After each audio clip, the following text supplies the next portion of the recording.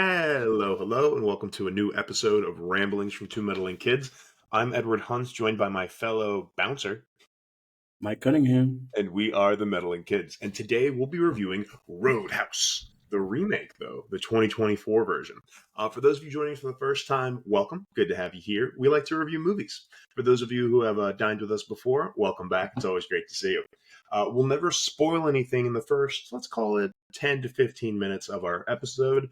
Then we'll give you some background and then get into a play-by-play where we have spoilers. But if you haven't seen Roadhouse yet, don't worry. We're about to give you a spoiler-free review from 0 to 5. Mike, are you ready? I am. Roadhouse, what'd you give it? 2.5. I can't remember if I went in with the desire to really like this one. I think I just really like Jake Gyllenhaal.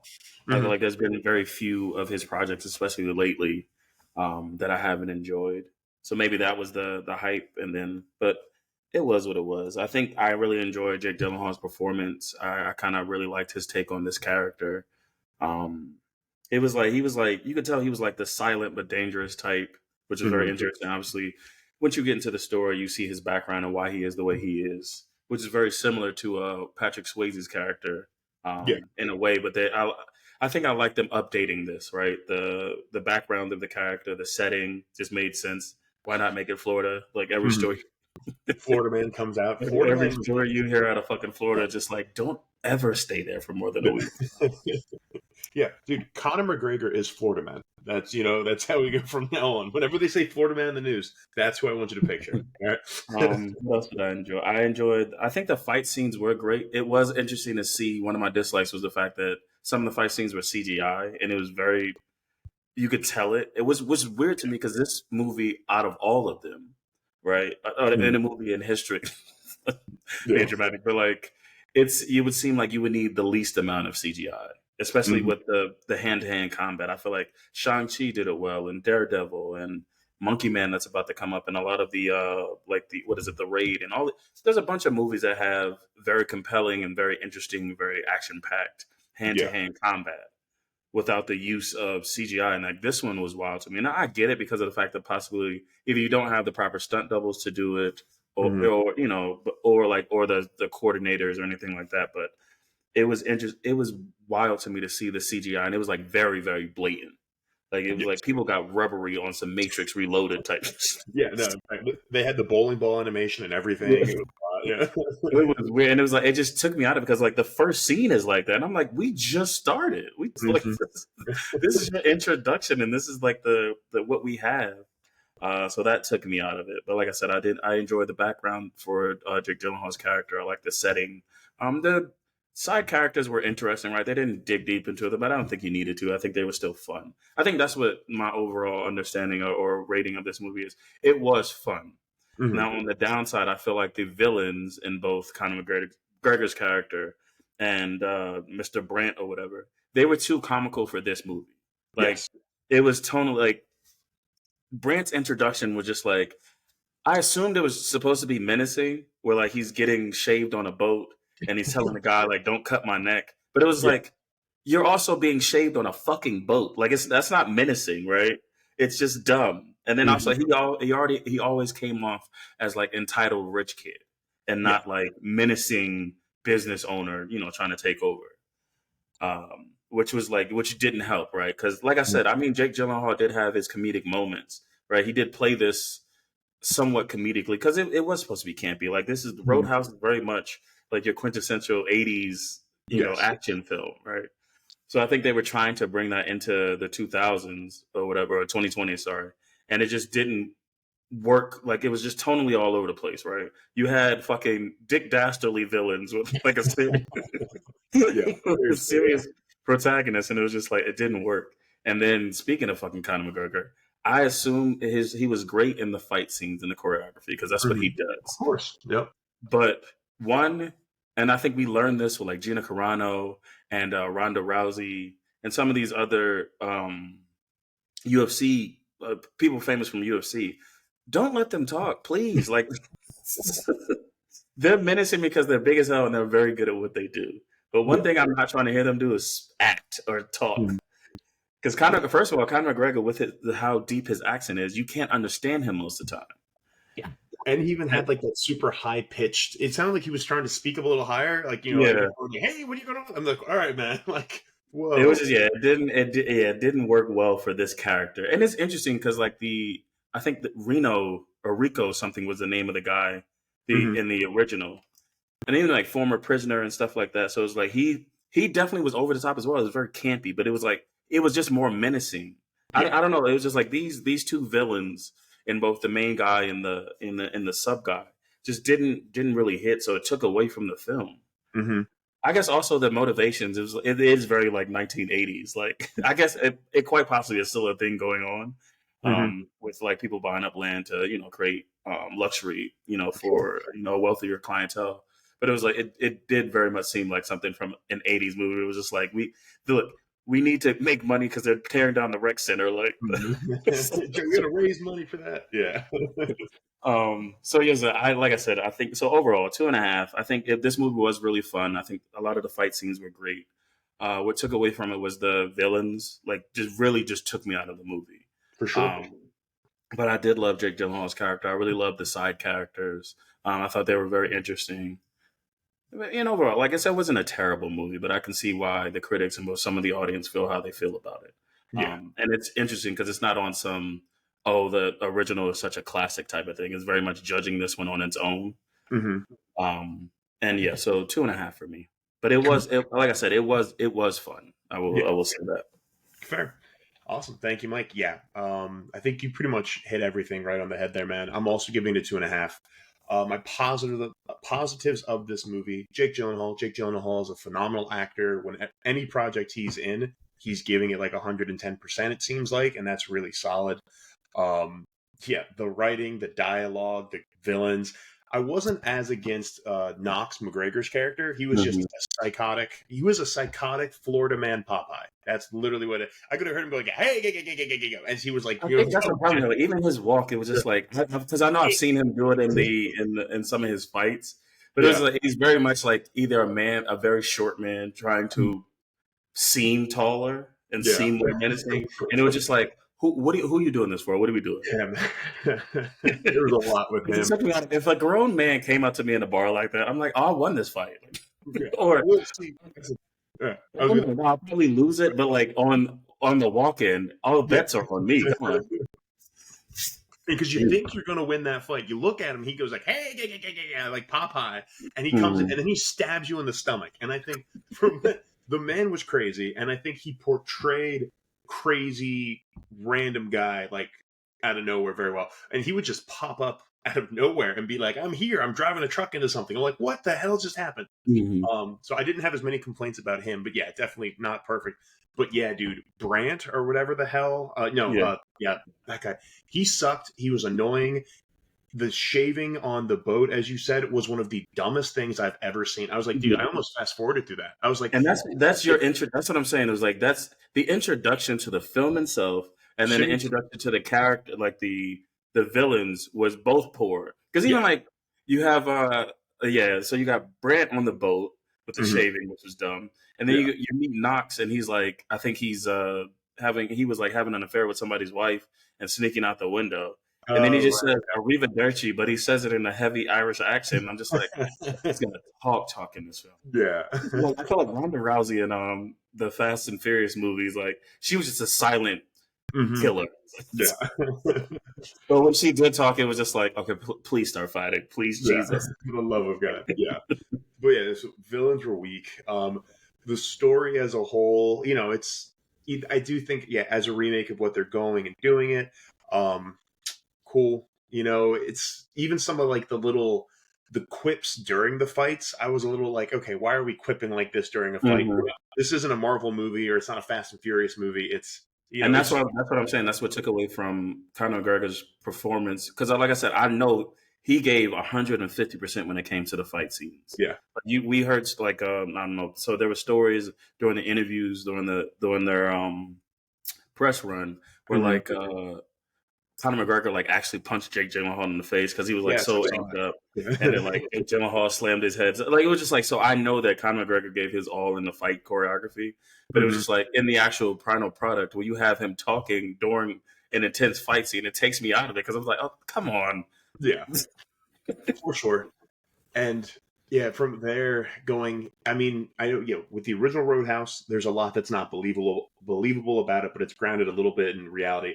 When like Roadhouse, this one, it seemed pretty believable and grounded until like the end, and basically I'm just like, where the fuck did this man get dynamite from? Like, all of a sudden he's like the number one assassin, and I was like, what? Okay, what? You're like, I don't. Yeah, what Bourne character awoken? Yeah, 100%. Like you go from an MMA superstar champion, get that, hell yeah, that gives you great fighting skills. All of a sudden, now I'm an assassin who has access to tools and gadgets and like a set of skills. I'm like, where did this come from?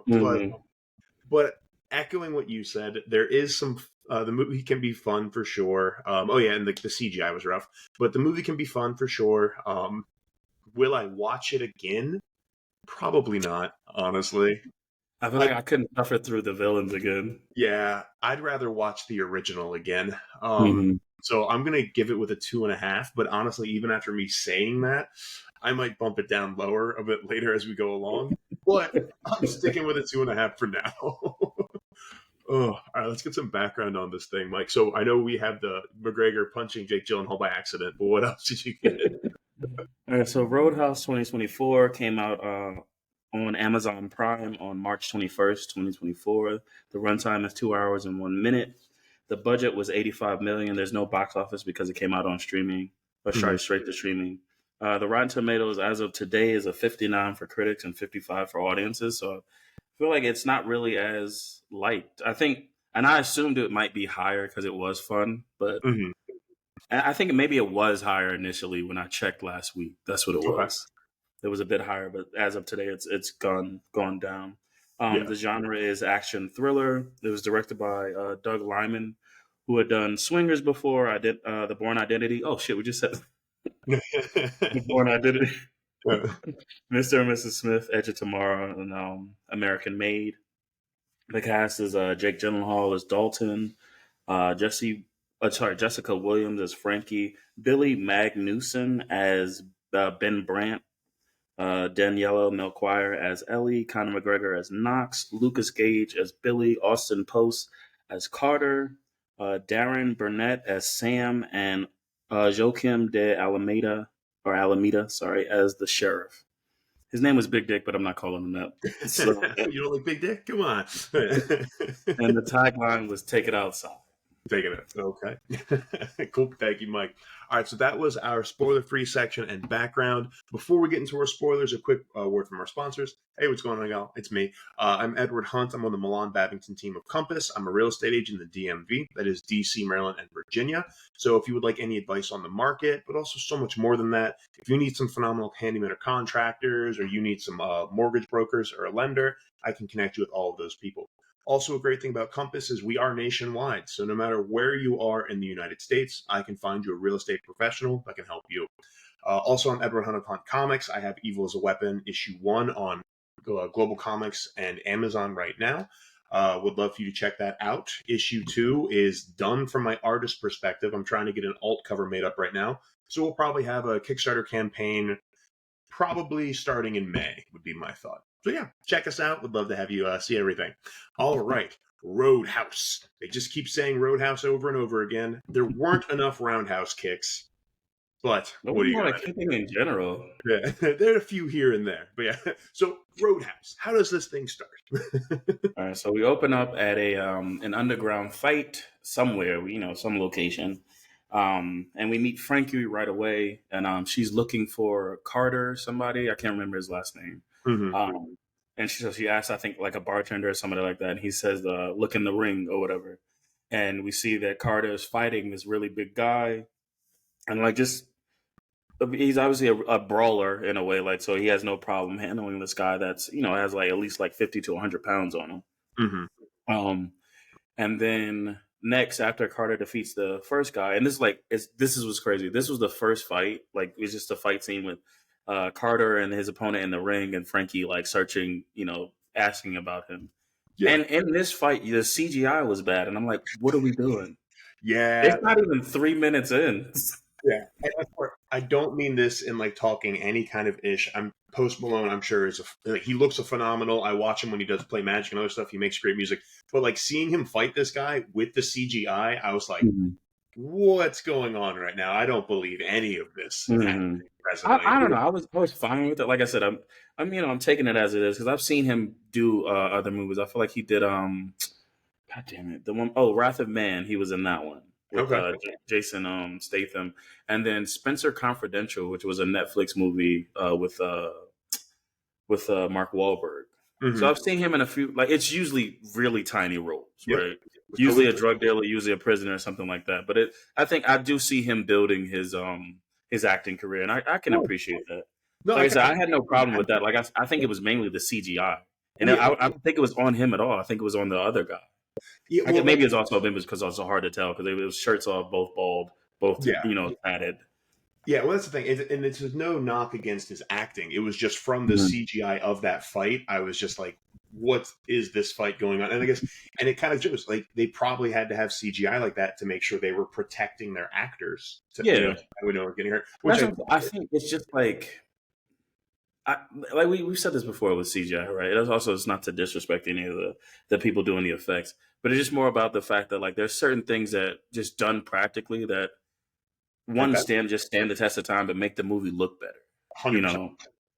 Because that's why we raved about Top Gun. Like there was no need for them to actually be in jets or anything like that, but it was like because they were, it really did add to the film, right? There's just like I said, there's just certain things, especially like I think maybe The Raid is like my favorite example of practical fight scenes. Yeah. That were like visceral, they were dangerous, like you were terrified for both sides. So it was just like seeing fight scenes like that and then knowing what Roadhouse is. I was kind of expecting that same look at, or even like look at John Wick. I mean, granted, it's more fight, more gun fu or whatever. Still, but also that's coming from a stunt guy. So maybe that's what no disrespect to Doug Liman, but maybe a stunt person turned director might have looked at this project a little bit different. Fair. Yeah. And that's the thing. You get so much better. I think John Wick's a phenomenal example. Like Keanu Reeves is doing everything that's a fighting move. He's doing it himself. You don't have CGI doing it. And like because of that, it looks slicker. There's a lot more going on. But it's going to require so much more time, intensive effort, energy, and training, and probably money because you got to pay a lot more people for it too. Like I said, I can understand wanting to protect your stunt people, your actors, and all that. Fully understand that. I'm not taking that away from it. True. I'm just saying, as a final product, definitely practical effects. Just look better on the final product and usually stand the test of time. Mm-hmm. That's why I was so pumped when Christopher Nolan dropped the atomic bomb for Oppenheimer. Like, I get it; it was a lot of fucked up stuff. I love that because people are dead serious about. I don't know what part of this earth is no longer there because of Oppenheimer, but he dropped the bomb. All right. But yeah, so anyway, Frankie's asking about Carter. She sees him in the ring. He wins his fight.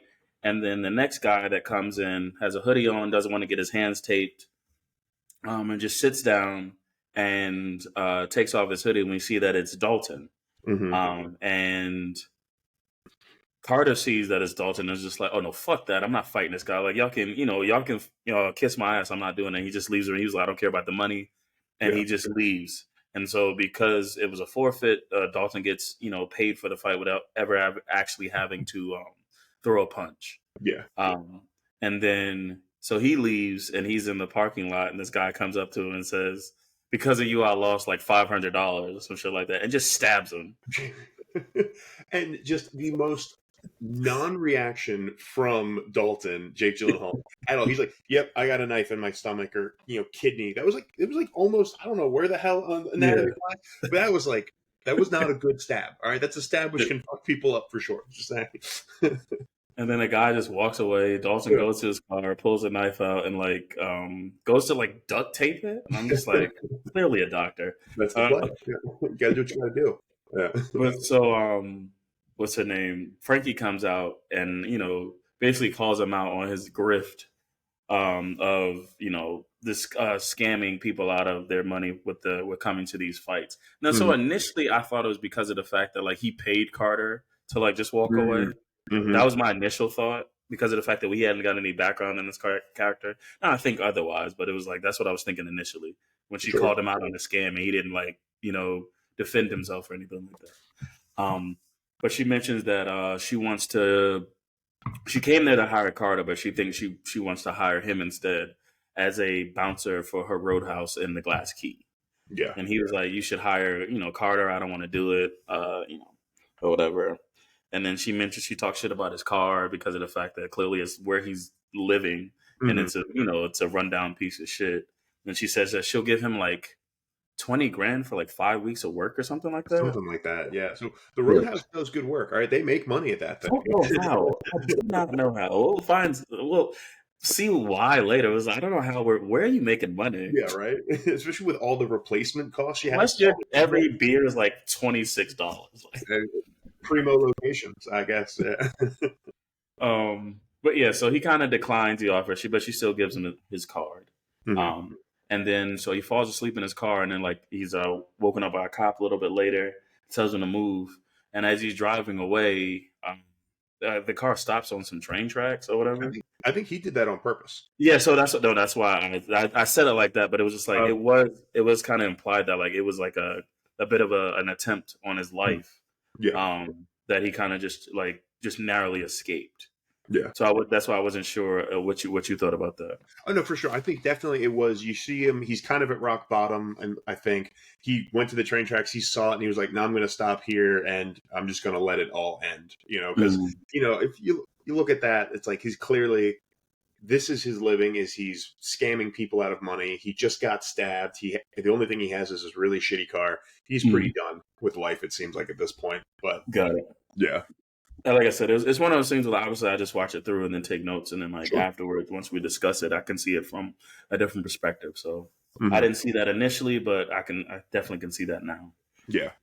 But yeah, so he changes his mind last minute. The car, he tries to drive away, but the car still gets hit a bit by the train, so it gets destroyed. Yeah. So he's like, I guess I gotta go. I have nothing else now, literally. Yeah. And so he takes a bus to Florida to the Glass Key, which is near the Everglades or something like that, or the Florida Keys. Sorry, yeah, the Florida Keys. Yeah, yeah. I'm not familiar. I only know Miami. So it's in Florida. That's really all I got to. I'm like, I know Orlando because that's where Mickey Mouse lives, and Miami, and that's about all I really got. So it's funny. Like I was saying, I think I really appreciated this switch because I think it was in like Jasper, Missouri in the original. Or something like that. Yeah. So really like like out of the way town, something like that or whatever. And this one, like set it in Florida in 2020, I was like, oh, this is perfect. They knew what they were doing, like from the jump. But yeah, so he takes a bus to the Glass Key. He arrives at the bus stop or whatever, and he goes to visit like this bookstore that's owned by Steven and his daughter Charlie. And Charlie, she's very friendly. She gives him basically like a book about the Glass Key for him to learn like different things about the animals and different sites and stuff like that. And they have a nice little thing too, right? Like we figured that later. Like half of that book is lies, right? Or she just make shit up. Like I can't remember what the fuck it is, but yeah, I think she took some liberties with everything with it. But either way, it's a nice moment between the two for sure. Yeah. And so he meets Charlie and her dad or whatever. They point him to the roadhouse. To the roadhouse. And so he goes, he sits at the bar, he orders a black coffee. They don't have it, so he orders whatever their equivalent of the coffee is. Which, as character introductions go, way to make me like kind of be annoyed at that bartender. Like she turned out to be a great character, but the first thing I see from this bartender is she like, we don't have that. We actually have only like this free range organic fava bean Chianti. I'm like, I don't like, you're annoying. I was a tad worried too, but it was just it's one of those things where like these they didn't really get into the side characters. I mean, they did their thing or whatever. Yeah. But they didn't lean into it, because it was very much focused on your main, I guess, 4 or 5. And so, so he just sits at the bar. He orders orders a coffee or whatever, and they're just kind of getting a lay of the land or whatever. Mhm. I don't think they even at that point know that he's the new bouncer, Yeah. because he's just sitting there. And then, but we do see at the Roadhouse, it is a, I guess, an establishment that's on the water, right? Mhm. Like the back of the back of the bar is like on the water. We see that in the bar. It's pretty nice, like a nice location, nice view. There's like a bandstand or something like that, and there's a cage around it, Yeah. which we'll see why later. Yeah. And so like he's just sitting there, just like getting a lay of the land of the bar. And then maybe an hour or so later, we don't know how much time has passed, but like we get a few rowdy, bar patrons, Yeah. and they're fighting, and we do see like their current waiter or Mhm. slash bouncer or whatever is like having a hard time. He already has like a black eye. Yeah. And you see he's having a hard time like just getting them under control.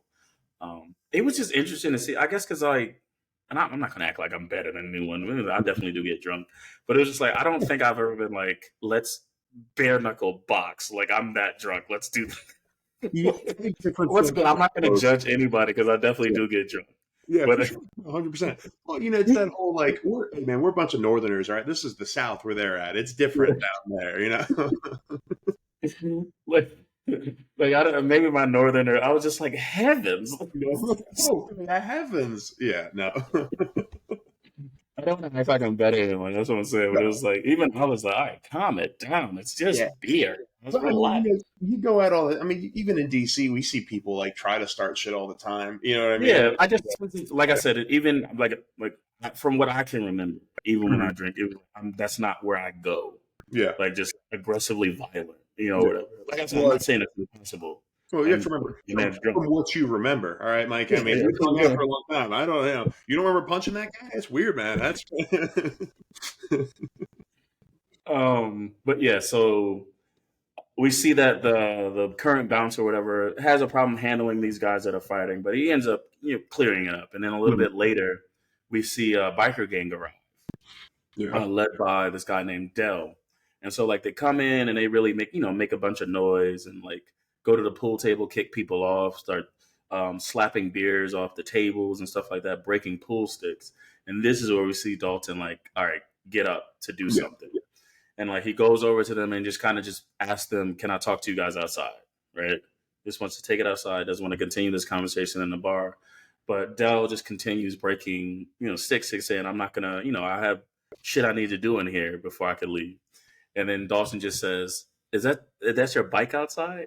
And he goes, all right, cool. And then walks away, and it was like, now he's gotten their attention. So I think it's only 5 guys. But like Dalton walks away, and they start following him because obviously he's made a threat towards their bikes. Yeah. And they start calling him out. He was like, I was just trying to get you guys outside of the bar so we could talk. And I can't remember how it starts, but basically he's just like, you guys. First, he asked how far the hospital is. Yes, and you get the one comic relief character in the biker gang that's like, it's about 20, 25 minutes or whatever, like just really answering questions. Yeah. And then he just smacks Dell across the face. And he was like, and this is why I love Jake Gyllenhaal and his like delivery of this character. Where he was like, he slaps him and goes, "Oh my god, I just slapped you. Are you okay?" Like, and I think that's what's interesting. Like, we'll learn why he's like this later. But he's very much like a pacifist, but also he knows what he's doing in that way, right? It's very, I guess it is very like martial arts in that way, where just like you're not learning to fight someone. But you want to be able to know what you're doing and or defend yourself in case. Yeah. And so he just goes on a slapping spree. Just slap it. Everyone's it.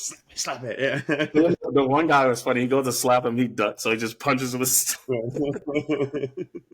Then when he finished slapping them, he starts punching them or whatever, and like everybody's like kind of on the ground.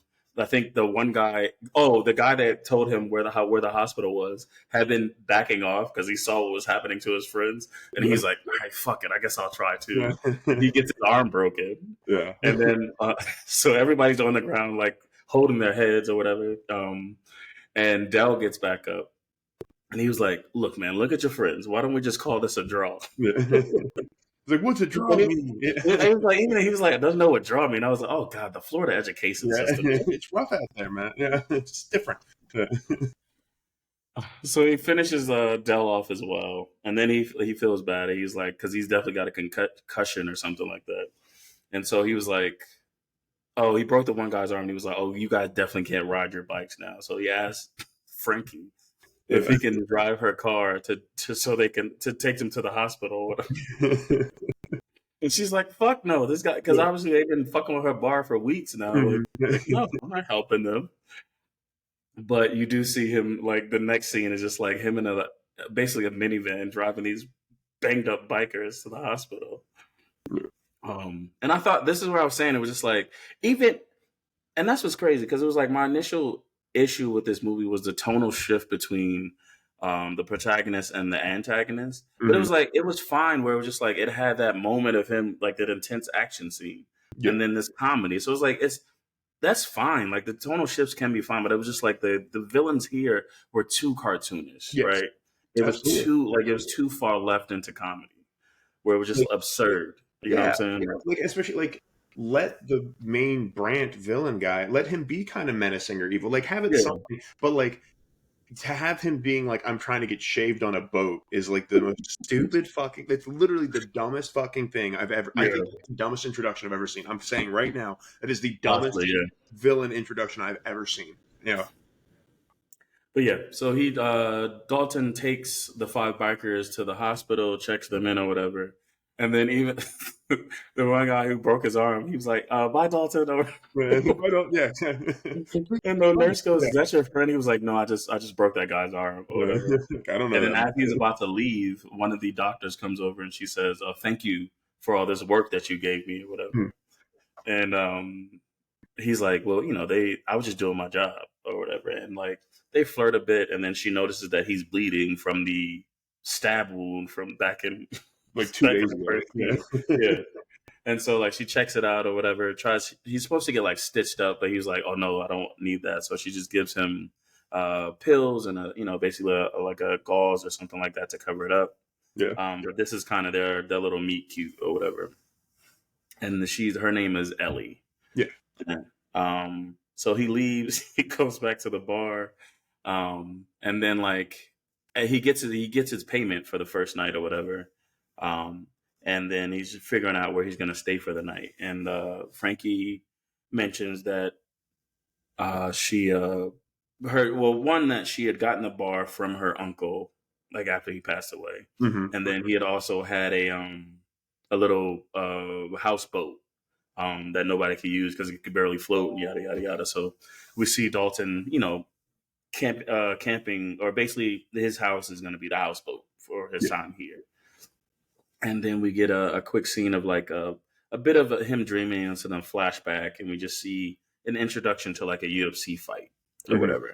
And then he like it's kind of like wakes up abruptly, and then the next morning, as he walks to the bookstore because he needs to use a computer or something like that, and everybody that passes him says, "Hi, Dalton." Yeah. But he's confused as shit because he was like, "I've been here for a smooth 12 hours. Like, what is not even a full 24 at this point. What is going on? How does everybody like know my name?" And then sorry, one second. Oh, and then he has another moment with Charlie, the girl from the bookstore. And she mentions that her dad wasn't there because of the fact that he has like, other jobs because the bookstore really isn't doing well and you don't make that much money. So he has another job. And then she also mentions that her mom had passed away last year. And I like this quote where we're just like, he says, "I'm sorry for your loss." And she just says, "Shit happens. Only here it happens on a beautiful day." And I was like, God damn. Right, Jesus. Right. Yeah, that teenager. She's dope line. I liked it. Yeah. But it's just nice. You do see it. And then she also mentions that he's I guess this was a bit of a meta thing from the movie, like that he's basically like, it was like a Western. He's like the mysterious stranger that rolls into town and like kind of saves the townsfolk from at the saloon or something like that. So we do get these mentions of like his character and what type of narrative he's leading. And then we go see the bikers. They're reporting back to their boss, and so it's only 4 of them because of the fact that Dell is still in a coma at the hospital. And so they're reporting back to, his name is Ben Brandt. His dad was like a big drug dealer in the area who basically owned the area, and Ben inherited it when his dad went to prison. And so you see him, you find out that he had hired the bikers to harass the patrons at the Roadhouse. He wants to get them out of there or whatever.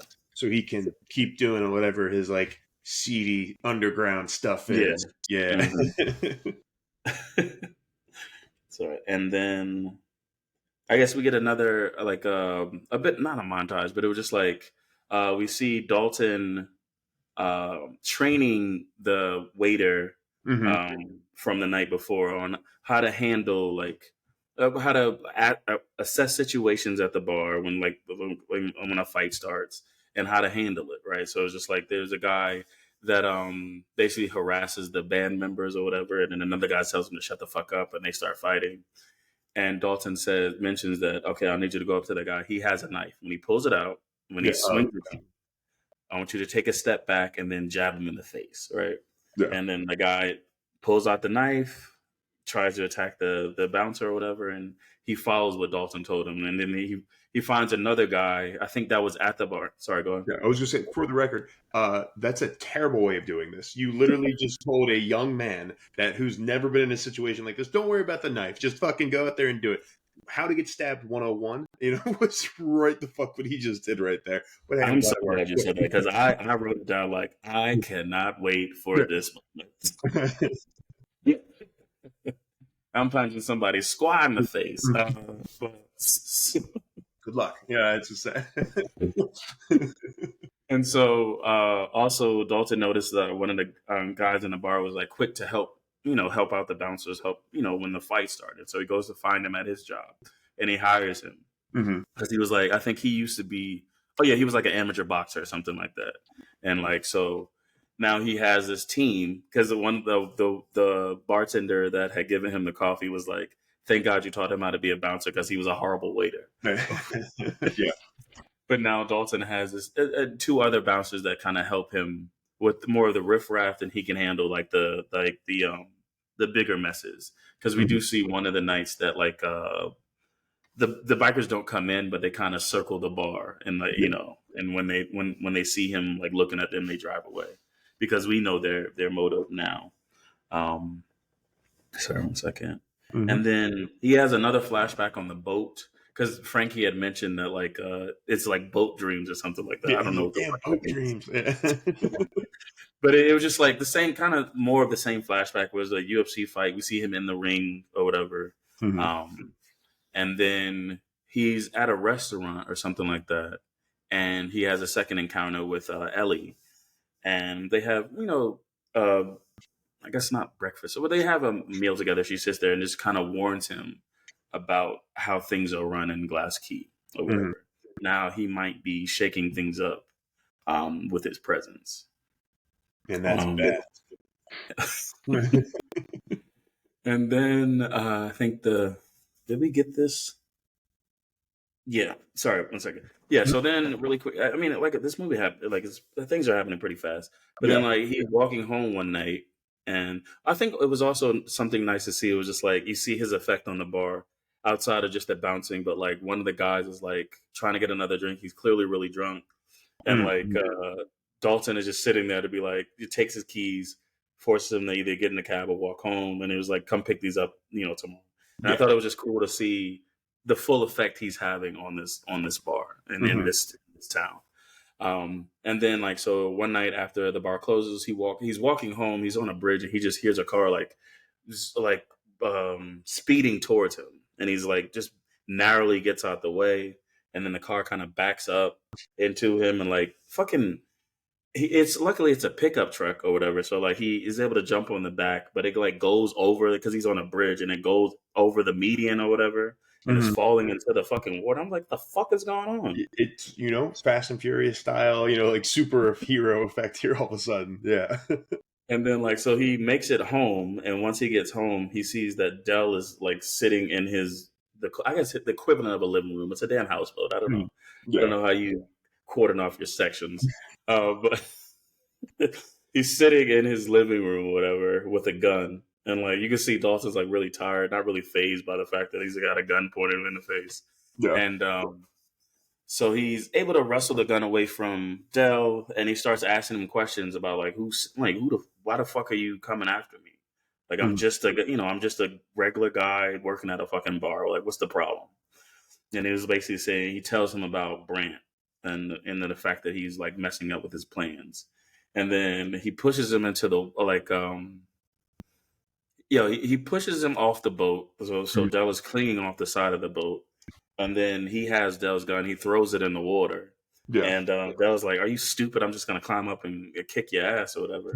And then we see that sound that the gun hitting the water attracts this crocodile. And that Frankie and the boat, I guess the dock captain or whatever had mentioned that the crocodile had killed his dog like the year before or whatever.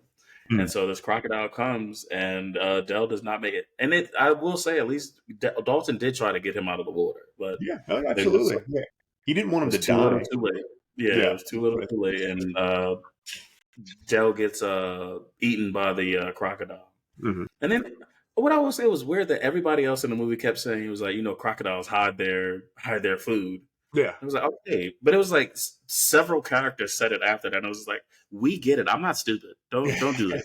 We have to remember that's a Florida thing. All right, it's just I saw this random. I think it was like a reel or TikTok where it was like, a woman in Florida was like, what's something they teach you in school so they don't teach in other places? And literally, she said that she was taught how to run away from a crocodile, in school because you have to zigzag back and forth. And I'm like, all right, those are just like things. A fucking sandworm. Yeah, exactly. They just teach different things here. One of which is that crocodiles like to hide their food. There you go. And so I think he calls the cops, let them know what happened or whatever. And then he goes to the bookstore the next morning to kind of get more information on Brant and like what's so important about the Roadhouse. Why has he been sending the bikers there to disrupt it? And then when he leaves, as he's leaving to head back to the Roadhouse, another one of Brant's goons comes over and like kind of makes a light threat, like about Charlie, the bookstore owner, and then he's like, I think he shows him a gun, like the boss wants to talk to you. And Dalton's like, I mean, if you're gonna pull the gun, pull the gun. It's just crazy how calm he is. And it was like, this is what I'm saying. It was like, these are parts of this character that we get to see as an audience slowly through his backstory, right? But it's interesting to see it in every facet of the movie, like why he's so peaceful, why he's so calm in these situations. But he was just like, if you was going to shoot it, you were going to shoot it. Yeah, I just want to know, what kind of life did this man live before this? Because like, get it, you're a trained UFC fighter. Absolutely. Why are you so comfortable with guns and weapons? Those are two very different things. All right, there's I can beat a man in a one-on-one fight. Absolutely. And I'm very calm when a man points a gun in my face. I'm like, kind of different. So like, let's get a prequel of this where he's like, I don't know what the fuck it made him. Former mob with what was Stallone did? Remember in Rocky? Yeah. But yeah, so like the guy threatens him with initially he was just trying to like show the gun to threaten him, but since Dalton wasn't going for it, he pulls the gun out, and even Dalton mentions it was like the fact that like, I'm not scared because you need two fingers to pull it or whatever. And so the guy pulls the gun on him, and he breaks those two fingers. It's like, now what are you gonna do? Like, can't pull a trigger when these fingers are broken. Yeah. I was like, oh, Jesus Christ, that was wild. Sorry, 1 second. And then he gets so really first actually. So after he breaks the goon's fingers, the goon goes away. We see that two things happen. One, he has a little impromptu date with Ellie. So like she's commandeered a boat, and she takes him kind of out to the middle of the ocean where there's what is that called? Like a sandbar? Sandbar, that's what it is. Okay. little sandbar. So they sit there, they have a little, some beers and stuff like that, and kind of talk and get to know one another. And you definitely do see that both of them are very much withholding some information about themselves, right? Mm-hmm. So she mentions that she was like, from here, left, and then came back. And he's very vague on like why he's here, what happened before he arrived in the Glass Key. And then while that's happening, while their little date is happening, we do see Brent finds out about what happened to his goons, and he gets a call from his dad, and he ignores it. And then we see somebody else getting a call from Ben Brandt's dad, and it's Knox. Yeah. Whatever. And this is the introduction of Knox, where like fucking he, like I said, he was basically he was like having sex with somebody's wife. The guy comes home, so he has to climb out a window butt naked in just some boots, and just walks away. And it was like, I think that's what it made it even funnier. It was like, one, he's naked, fine. Yeah. It is what it be. But like he's walking away in that leprechaunish, herd, yeah. And I'm like, this is not as in what is the word? It's like intimidating as you would think. Like, what is going on here? And like, so he gets a call from Ben Brandt's dad, basically saying that I need you to handle this Dalton guy at the Roadhouse. And so Knox is like, say less. He's like, point me at somebody, I'm gonna fuck him up. That's just what I do. And so we also get more like a further introduction. Like he goes up to some random guy and like just basically says he likes his coat. And then next thing you know, he has that man's coat and the fucking whole marketplace is on fire. Yeah. And he's walking away. What he does. I think it was an interesting way to introduce the character. Fine, like I said, but it was like also it was a little bit cartoonish. Oh yeah, right. So it's just like we got these two introductions to. Oh, even damn it, we talked about Ben Brandt's introduction during our likes and dislikes. We didn't even really delve into it. We actually got to it, but anyway. So now Knox is on his way after Ellie and Dalton's date.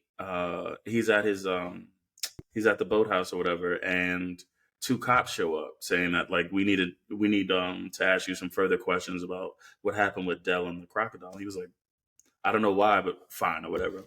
Yeah. And then they put him in the back of a police car, and he meets the sheriff. Big dick. And he's like, basically warning him as well, like, you've been shaking things up around here. We need you to go.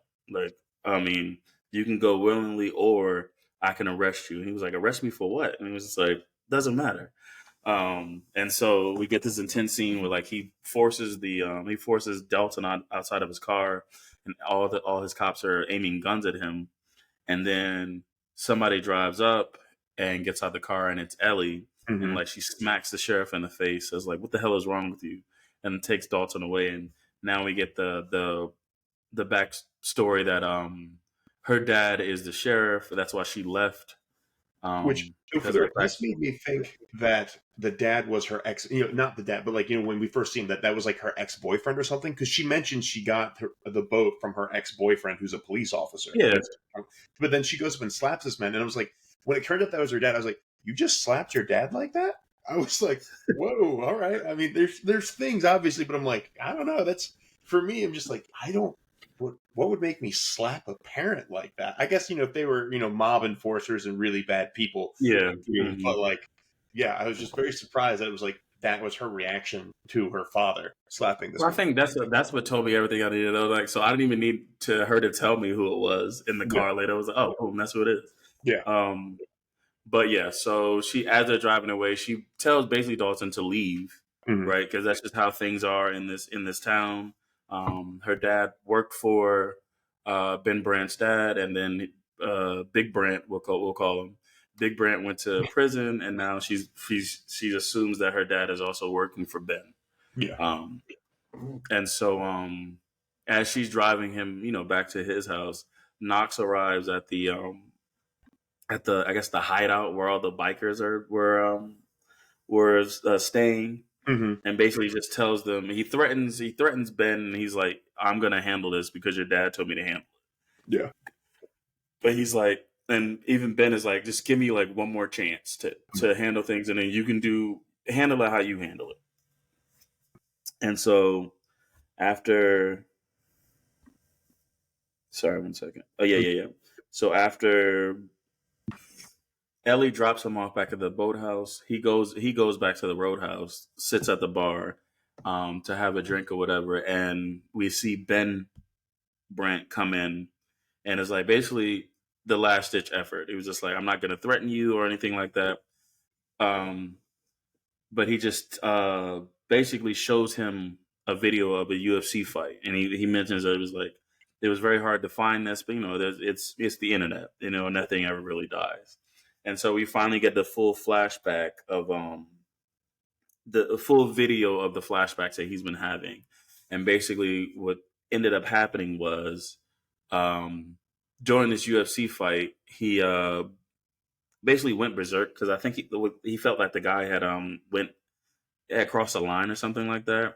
I think it was not even. It wasn't that the guy crossed the line. It was like that he pushed him in the fight, mentally. Like it was such a hard fight that he snapped. Yeah, okay. That's what I saw. So it wasn't like the guy didn't do anything illegal or bad, but since it was such like a hard, vicious fight for him to go into, like for him to win that fight, he just kind of mentally snapped and did the extra bit. Yeah, and so we see that he takes a guy down, and then like even when the guy's on the ground and out, he's like pushes the ref away and still keeps like banging on the guy's head. And this, once again, even then, it's still CGI, and it was like, come on, even this? Yeah, I mean, that's everything CGI in this movie. Yeah. But so that's why, and like I was saying, I think that's why you see him as very peaceful now and tranquil, trying not to be that person anymore. And so as Ben is sitting there showing him the video, basically telling him to get out of town, we see Knox arrive with the bikers and a few other Brandt's men.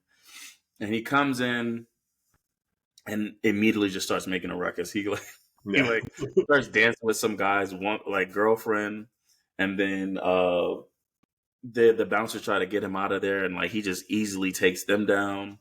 Like, he has like 3 guys holding him, and he's still able to like flip somebody over. And he's vicious. Yeah. Then he like goes to the band, which is always funny. It was like every single time there's something that happens with the band, they still play. It's like straight Titanic. Like the boat is going down, I'm still gonna play this song. They are professionals, all right, and professionals work hard. You asked for the new 2 Chainz. I'm gonna play the new. But yeah, so this basically insane brawl breaks out, started by like Brandt and the bikers, and then like we get our finally get our first one-on-one with between Brandt and Knox. That's his name. And fucking it is brutal. It is brutal. Oh yeah. And I think it's interesting too. I mean, it happened in the original where it was just like, I think they were so shocked to get the guys that actually could fight back or like kind of knew their way, or around the boxing gym or something like that. They were so shocked. So like even he's like trying to like hit him in the face, and Knox isn't like backing down or whatever. Even said, what was the funniest thing that he just says? They should have taught you never stand this close to somebody, and just headbutts him. Like, it was insane.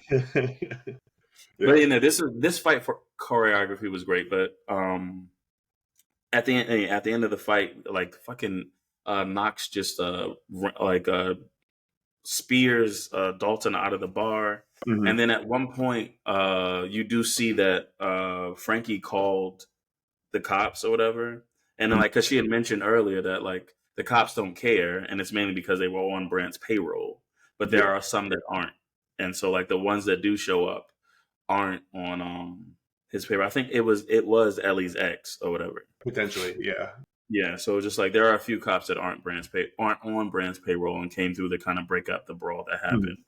And we see what's his name, Dalton walk away, and like Knox is standing there with his guys, basically the victor, and like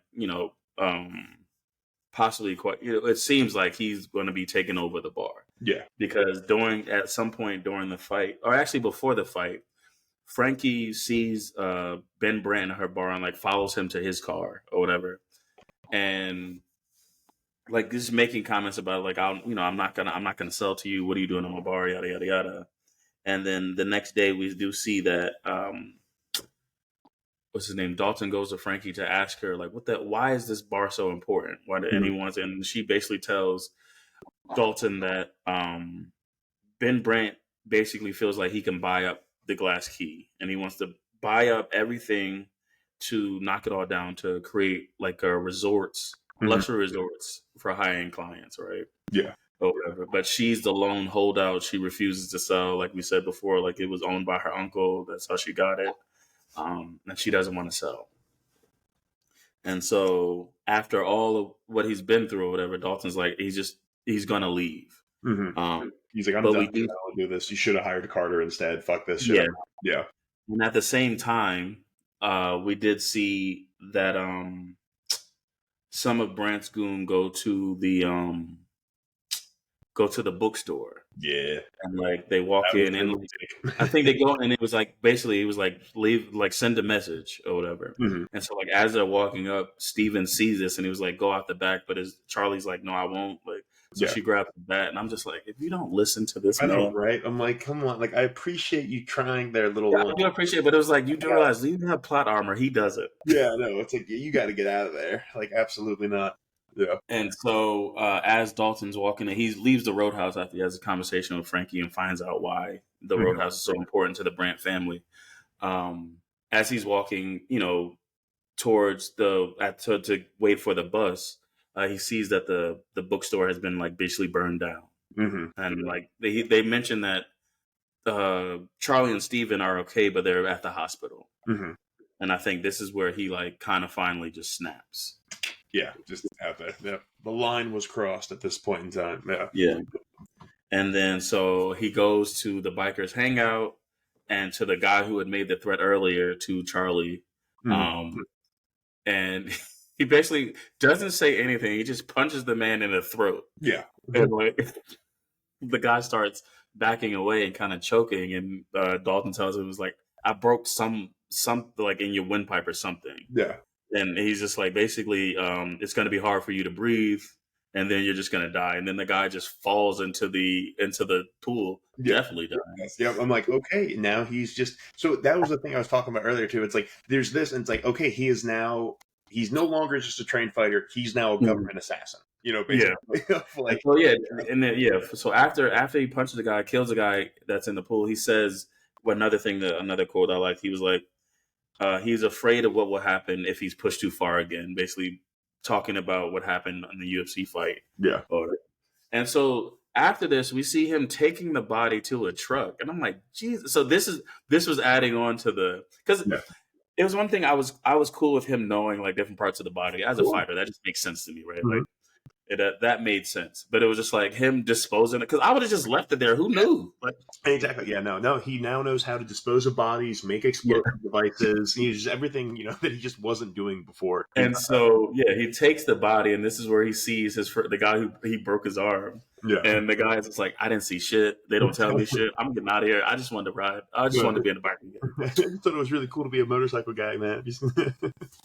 And so, but he tells him basically that there's a meeting the next morning because, like Frankie had said, like Brandt had borrowed a bunch of money from some bad people in order to finish his deal or whatever.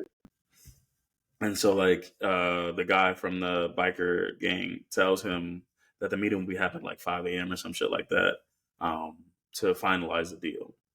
And so, what's his name? Dalton takes the body of the guy he just killed, and then he goes to like the shore or something like that, and he ambushes the sheriff's deputy, knocks him out, and then steals the money that he was sending. Basically, he was going to deliver to Brandt, and he steals the money, and then he shoots the dead body with the deputy's gun to frame him for killing the biker or whatever, and then he goes back to the boathouse first, and he gets does he get a call, or does the guy visit him? The sheriff visits him. The sheriff visits him. The sheriff visits him and tells him. And it's basically like, Brandt has my daughter, Ellie, or whatever, and he needs the money that you stole. And Dalton's like, don't worry. I'll get it to you, and I'll meet you at the meeting. Mhm. And then this is where you see him kind of wrapping dynamite in a fucking. Yeah, and I'm like, okay, he also knows how to do. So this is my problem. I couldn't remember if he definitely found that in the boathouse, right?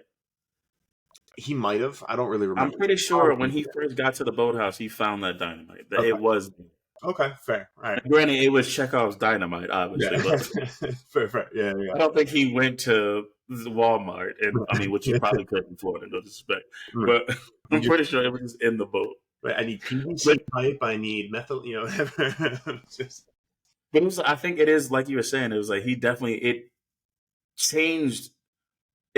You had to ask more questions than that would be answered by this film. Yes, because this sounds like some sleeper agent shit. Yeah, like, absolutely. No, and that's you were just a UFC fighter from what we know. Yes, exactly. And that's the thing. Like everything was grounded in reality up to this point, and it's like now I know how to do X, Y, Z. And it's like, yeah, so like that tells me he's killed multiple people in his past. Yeah, he knows how to bury bodies. He knows how to like have the right way to frame a police, deputy and everything. I'm like, who is this man? What's going on here? Yeah. So he steals Ellie's ex's boat, and he's like, the guy who he stole it from was like, man, bring that back. All right, you got 2 hours. I love how like this. He relented so quickly. Yeah. I mean, granted, what are you gonna do? Drag the boat back or something? Yeah, exactly. Nothing you can do. But yeah, so then Dalton goes to the meeting with Brandt, and this is where I think shortly after he left, Knox finds out about the meeting as well. Yeah. And so Dalton goes, pulls up or whatever, and he tells them that he's this was weird because it was just like the police captain said that, it was a lie, they don't have my daughter, and then Brandt was like, oh no, we actually do have your daughter. And it was like, all right, what do we like you're not gonna call like double. I've granted him and his daughter, I'm sure, have a very strained relationship, so they probably don't. I think it was very much trying to do a quick redemption thing or whatever. But it's like, what the fuck? Yeah, ridiculous. Yeah.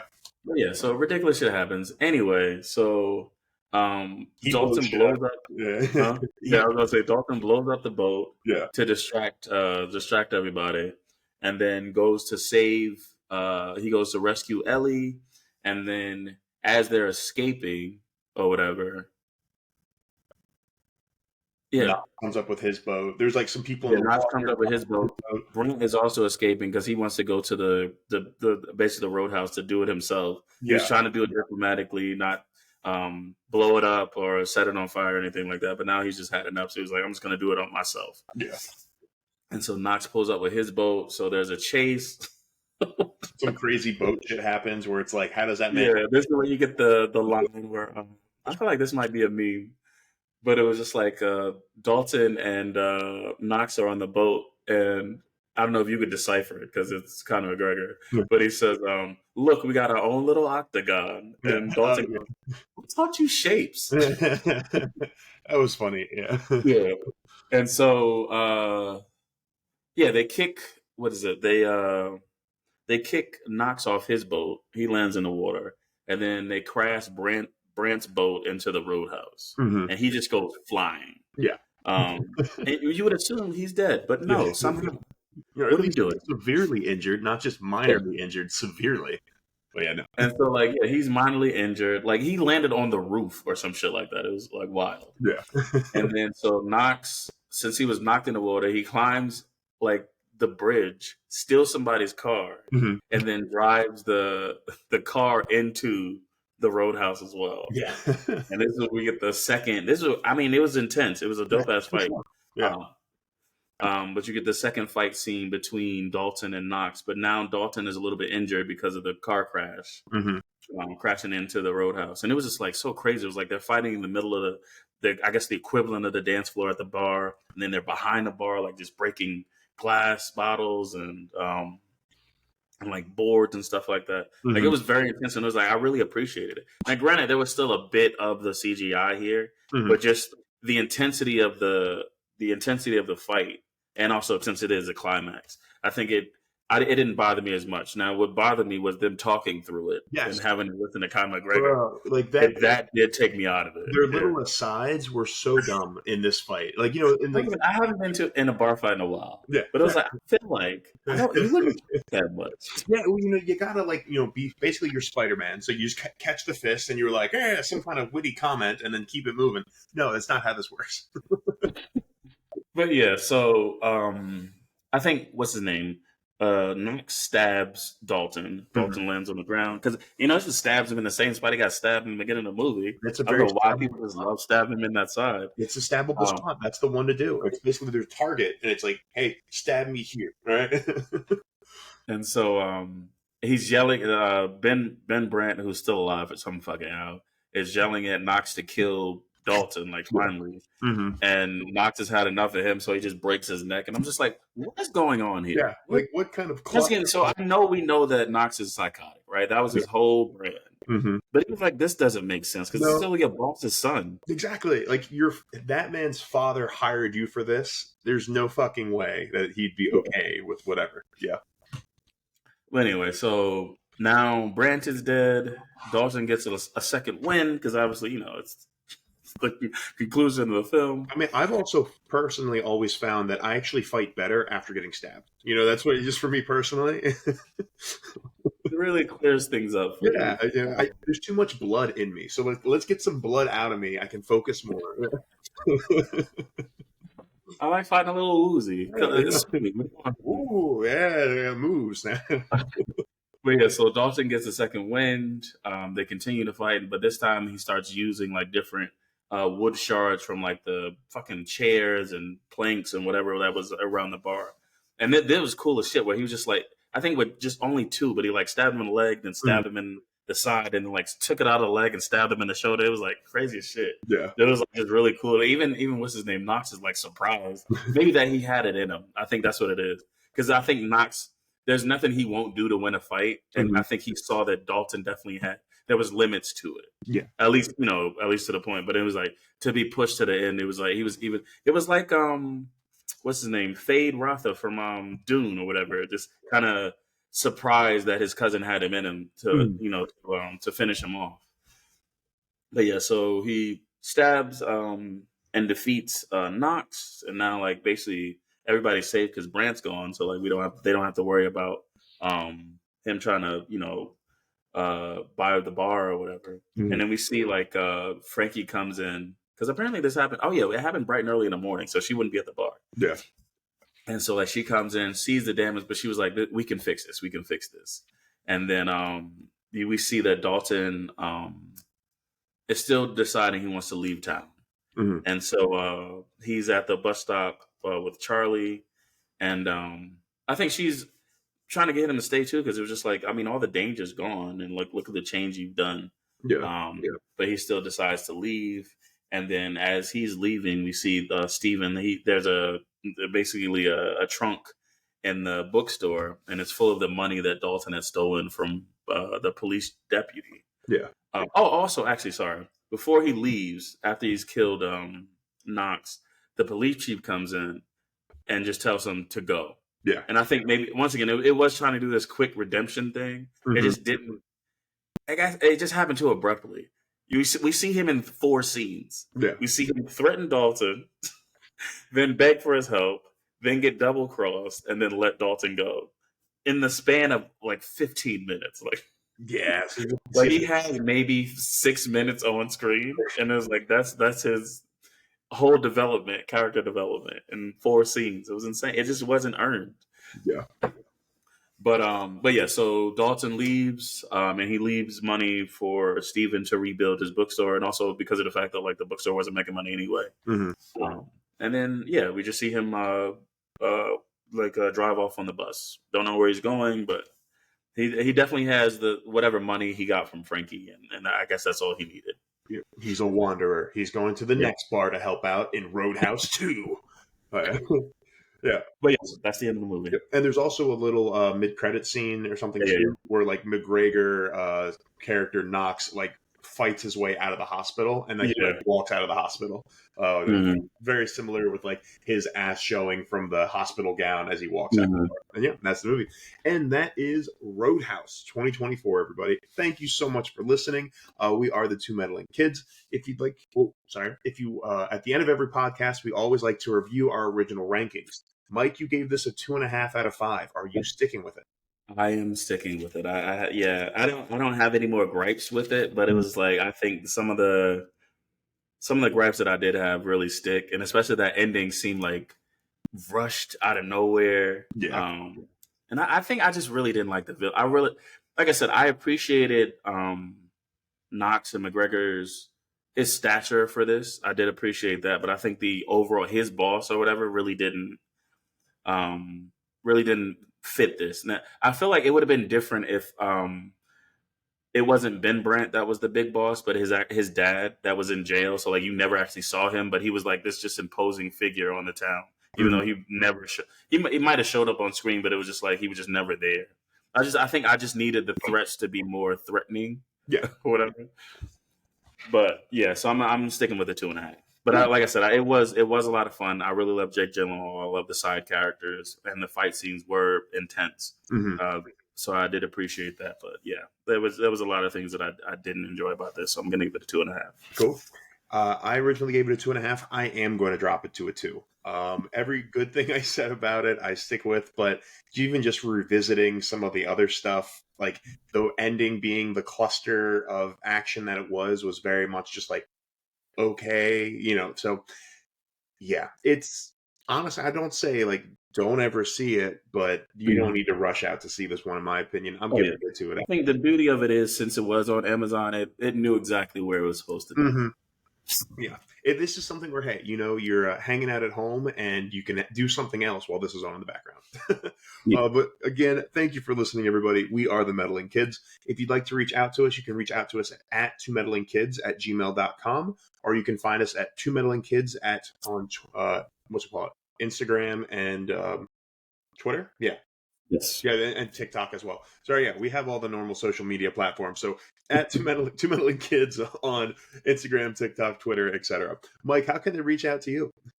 On Instagram at Days from Legendary. Excellent. If you'd like to reach out to me, you can find me at EdHunt77 on Twitter and Instagram, and Hunt.comics is my handle for Instagram and TikTok. See you over there. But again, thank you, everybody. We'll be back next week with a brand new movie. Get you. Bye.